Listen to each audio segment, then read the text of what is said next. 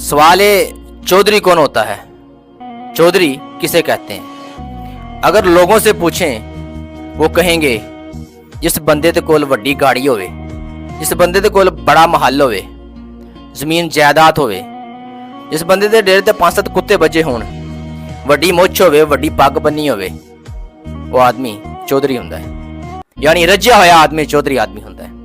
लेकिन जनाब मेरा नुक्ता नज़र कुछ और है। मैं कहना भी रज्जिया आदमी चौधरी हुंदा ही नहीं, भुखा आदमी चौधरी हुंदा है। यानी कहने का मतलब यह है वो बंदा खुद भुखा रह के दूसरे बंदे नूं खिलावे, अपना पेट ना भरे लेकिन दूसरे दा पेट भरे, अपनी कुली ते कख ना रवे लेकिन किसी दी कुली नूं आंच ना आन देवे, यानी अपने हिस्से दा खाना भी किसी नूं दे देवे, वो आदमी चौधरी हुंदा है। छोटी जी मिसाल है, तुसी एक माल देखो, 7 बच्चे हुंदे आ, मां पहले अपने बच्चों नूं दिंदी है, मां पहले अपने बच्चों का पेट भरदी है, उन्होंने रज के खिलांदी है, बाद च बच्चा खांदी है।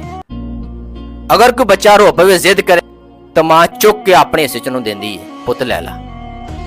बच्चे नूं रो नहीं देंदी, यानी अपने हिस्से का भी बच्चे नूं खिला देंदी है, खुद भुखी रह लेंदी है। जनाब इनू कहंदे आ चौधरी। जिस बंदे दे अंदर आ माल सिफत पाई जाती है, आ खूबी पाई जाती है, खसरत पाई जाती है, जनाब वो आदमी चौधरी है। पहले हुंदा सी अगर किसी चौधरी को जावांगे कुछ ना कुछ लैके आवांगे, अगर चौधरी घर आवेगा कुछ ना कुछ दे के जावेगा। लेकिन जनाब हुण टेंशन हुंदी है भी चौधरी को जावांगे ते की लैके जावांगे, भी चौधरी आएगा उन्होंने की दवांगे, यही परेशानी होंदी, यही फिक्र होंदी जनाब। हुण तो किसी चौधरी को ग्रांट आ जाए ना किसी गरीबां नूं देण वास्ते ते चौधरी उत्ते सप बन के बैठ जांदा, किसी नूं नहीं देंदा, सारी आप हड़प कर जांदा, आप खा जांदा। उन्हें अपना हिस्सा की देना, वो तो गरीबां दा हिस्सा खा लेंदा।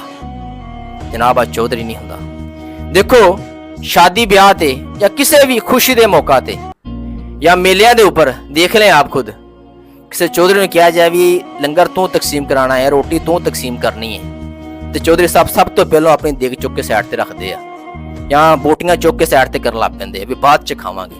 नहीं जनाब आ सिफत चौधरी वाली नहीं हैगी, आ कमीने लोगों का काम है, घटिया लोगों का काम है, मंगद लोगों का काम है। जनाब आओ मैं तुहानूं दसां चौधरी कौन है, चौधरी किस नूं कहंदे आ।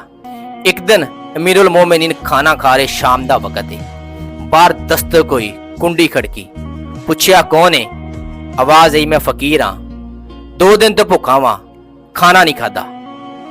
अपना खाना चक्या उन्होंने ते जाके फकीर नूं दे दिता, यानी खुद भुखे रह पे लेकिन फकीर दा पेट भरिया, अपने हिस्सा किसी नूं दे देना। जनाब इस चीज नूं कहंदे आ चौधरी। कहण दा मकसद ये वा जिस बंदे दे अंदर जनाब माल सिफत पाई जाती है वो आदमी चौधरी है। कि इस माशरे दे विच सिर्फ 10% चौधरी है।